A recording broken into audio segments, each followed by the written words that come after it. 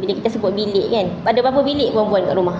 Ada orang 3, yang besar sikit tu 7 kan, 6 kan. Bilik ni tempat paling private lah kan. Tiba-tiba ada orang bukan mahram datang rumah, kita tak pakai tudung, kita lari ke mana dulu? Lari bilik dulu. Kalau ada bilik belakang tu bilik belakang kan. Kita simpan barang kemas dekat mana? Kat bilik. Saya tak tahulah mau simpan kat mana kan. Ada orang simpan emas dalam kereta. Maksudnya bilik ni tempat kita simpan benda-benda berharga.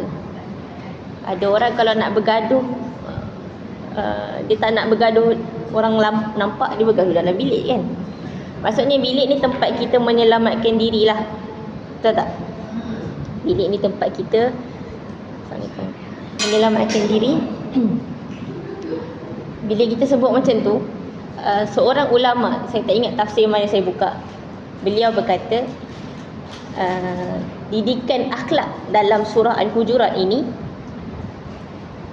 peranan akhlak itu melindungi agama seseorang ibarat bilik melindungi seseorang. Macam mana bilik tu melindungi kita, tempat kita rasa selesa, tempat kita rasa selamat. Macam tu jugalah akhlak melindungi keberagamaan seseorang.